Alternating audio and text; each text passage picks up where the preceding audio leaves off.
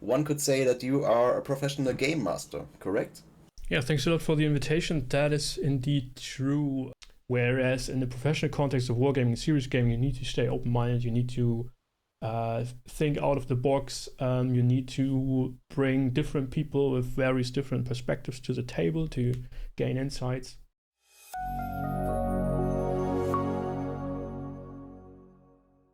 Welcome, dear strategists or new viewers. Today we have the honor of being able to welcome a fellow interdisciplinary thinker and facilitator, Mr. Jan Heinemann. Dear Jan, many thanks for your time, and to start right away, to simplify it in a very interesting manner, one could say that you are a professional game master, correct?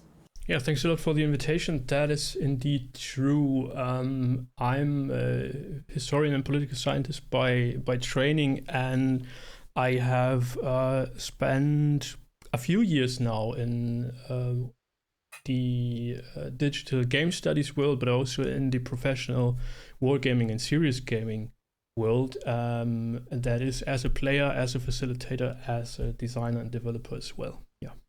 As you and some of the viewers know, wargaming is an incremental future topic to this channel as well, which is where we come to a further possibly, at least to me, intriguing circumstance. How did you as a political scientist come to wargaming and ended up playing not only with the German General Staff Academy, but even internationally? Right. Funnily, the way was via the international community, and then I got in touch with the Command Staff College. So when the pandemic hit, a lot of conventions, conferences, and networks went online, and also games. And that was a great opportunity to get involved. As I said, I was involved with historical game studies before, mostly with digital games, but then sort of shifted over to the analog world, which was a little bit behind at that time. On an academic level, that is, and yeah, that opened sort of the gate for me to participate in wargaming conferences that were held online. That is, Connections Online, for example, and lots of others, and get in touch and build a network with professional wargamers, with people who apply serious games, game-based learning in various different aspects and regards and for different purposes.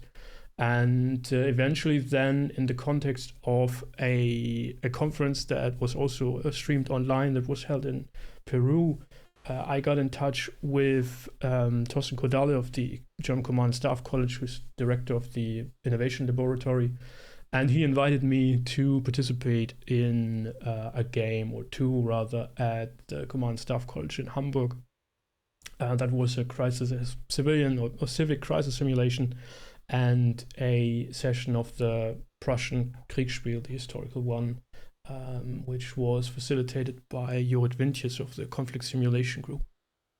Highly interesting. So now you're not only that you play with or oversee games of national armies, but also in civilian crisis preparedness, as you just mentioned. So could you give an overview with whom especially can be played in this context, and which advantages this brings to the different actors? Mm-hmm.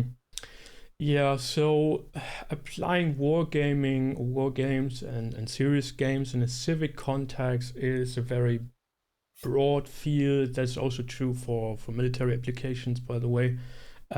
So they can be used to just create awareness of a specific problem or topic. So to get the citizens involved, get them thinking, well, what crisis situations could hit us locally, for example, and what can we do to be more resilient and to contribute to in overcoming them. That can be using war games and serious games in an economic context. It can be in a political context. Very famously, I think it was the Guardian and also the New York Times, I believe, ran war games of a what-if scenario. What if Trump would be elected? We all know that actually happened then afterwards, but they had a selection of professionals be assembled and play a game. Professionals means in this way they were judges, they were police officers, they were politicians and legal staff and so forth. And they posed the question, what if Trump was elected and then, I don't know, called on the National Guard or the army or whatever to cement his power, for example, or other possibilities. And that's also an option. And then if you go back to a more like sort of civil crisis response or resilience aspect of it, you can also employ the method with the agencies, that is the administration, but also like police forces, firefighters, I don't know, crisis response forces and all that stuff, to train them in various different aspects. That is staff work, for example, that can be just decision making and sort of speeding up their OODA loop, their process of making decisions, bringing people together from various different agencies so they know in a time of crisis they would know each other and they would know how each other works and how the different agencies and organizations work and all that sort of stuff, and also bring in the NGOs that also work in the field. In Germany, we have the THW, which is the sort of technical, I don't know, catastrophe response agency, and they also employ wargaming or serious gaming more and more, and are interested to even expand that to train their staff, for example. Highly intriguing, and also as we sometimes featured, in some cases featured it in our regarding series on the military decision-making process, as you very nicely put it, it can help make people more agile in the decision-making process. And also from the Georgetown University, we have a cut in there where one of the simulations direction colleagues were basically saying, yeah, if I have the normal people who not really are gamers for themselves, they take significantly longer than guys who are versed in wargaming, who undertake that regularly in coming up with a plan of action if presented with this and that. So critical thinking. I think what you also mentioned was regarding awareness or preparedness for Black Swan events, for example, as we mentioned in our regarding analysis on the 7th October attacks on Israel, and also in an interview with regarding Major of the IDF. So for the interested viewers, would you be so kind to recommend a few starting points, beginners literature as well as basic games and even clubs? Yeah, so as you mentioned, the Georgetown University Wargaming Society, I think, is a very good starting point. They have a YouTube channel with an awesome series of lectures on various different aspects of gaming, wargaming, serious gaming, also commercial game design and all those sort of things. There is a series of a range of books on different aspects. Some are very specific, some more broadly.